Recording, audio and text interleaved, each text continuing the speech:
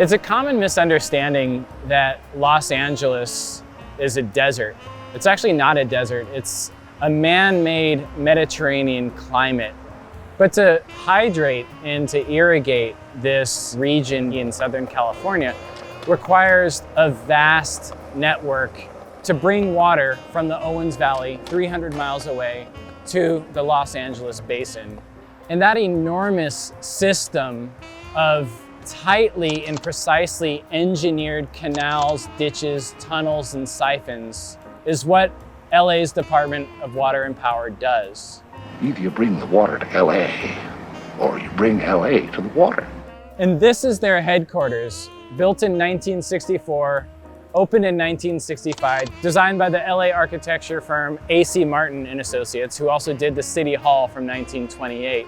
This represents the consolidation of that power.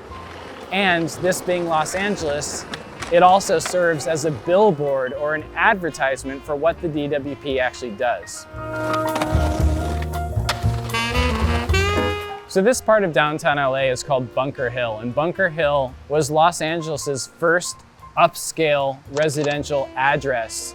If you were wealthy, if you owned a railroad or owned real estate or owned a law firm, you built your mansion on Bunker Hill. And by the mid-1950s, as capital started to sort of bounce back from the Wilshire corridor in Santa Monica to be re-centered in downtown, where all of the freeways intersected, Bunker Hill was slated for redevelopment. These Victorians were torn down, the tenements were knocked down. The hill itself, which was once pretty high, actually lost 100 feet of its height.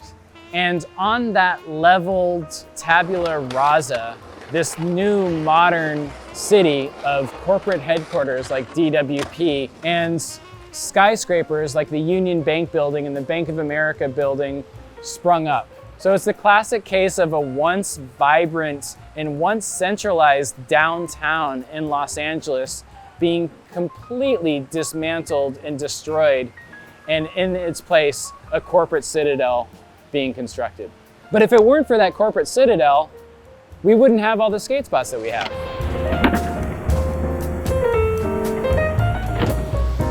So if you look at the building, you'll notice that there are 17 stories, and each floor is explicitly articulated by these big floating open floor planes. Then you have 6 by 14 vertical columns which interlace through these floating white floor planes, holding the entire office together like a taut gridded box.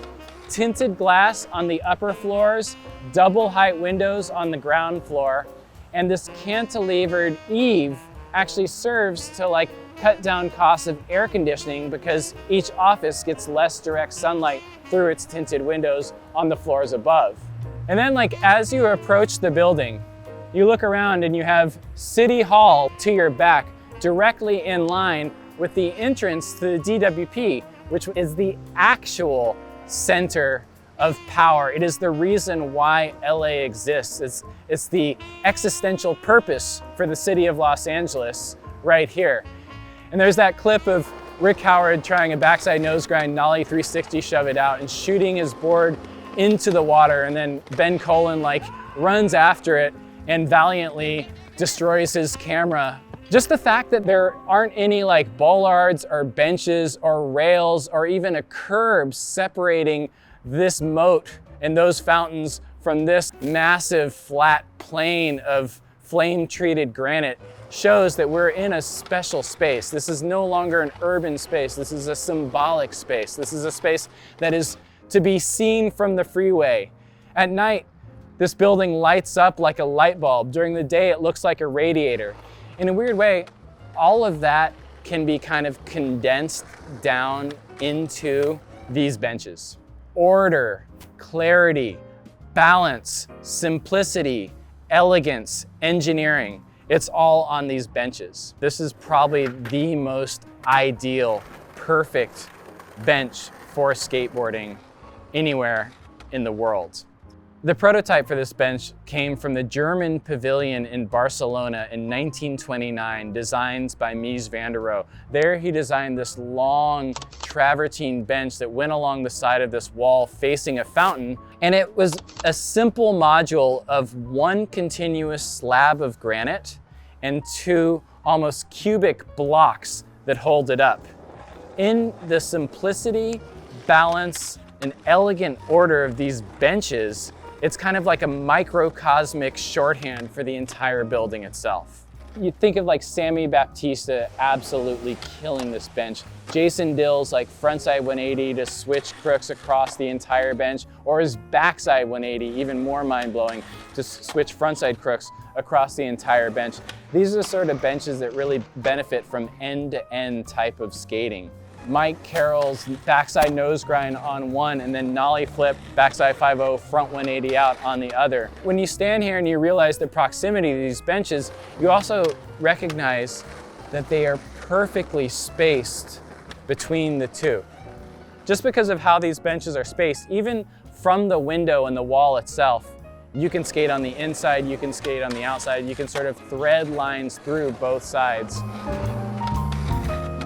The ground here is so completely perfect. It's flame-treated granite, and then you have polished granite, Chinese cloudy white. That's what Lurker Lou told me when I asked him earlier today.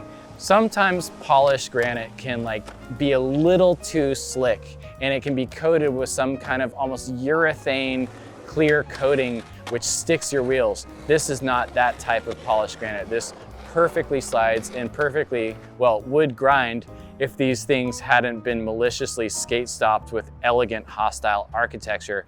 So because of the prestige of this building, how important of an institution the DWP is, and how completely visible this structure is from all sides, you can imagine that it's next to impossible to skate here with a crew of people and to film and to get clips, which makes any clip that you actually get all the more rare, but it also explains why when this building lights up as an advertisement for DWP at night, it makes for a near ideal light filming spot. You almost don't even need a generator and added light because these benches are so perfectly illuminated from the light of the building itself. This was a spot that people skated in the late 90s and early aughts and quickly became a bust. This whole building and this spot and this entire part of downtown LA has achieved this iconic, legendary status. It's not just about the tricks that they did here, it's about what it looked like and what it represented. And I would argue that the simplicity, the power, the finesse, the elegance, those qualities of the building itself, to say nothing of the importance of what this DWP does for LA, this is one of those rare places where the meaning and materials of the architecture and the function of the building meld perfectly with the type of tricks that were filmed here.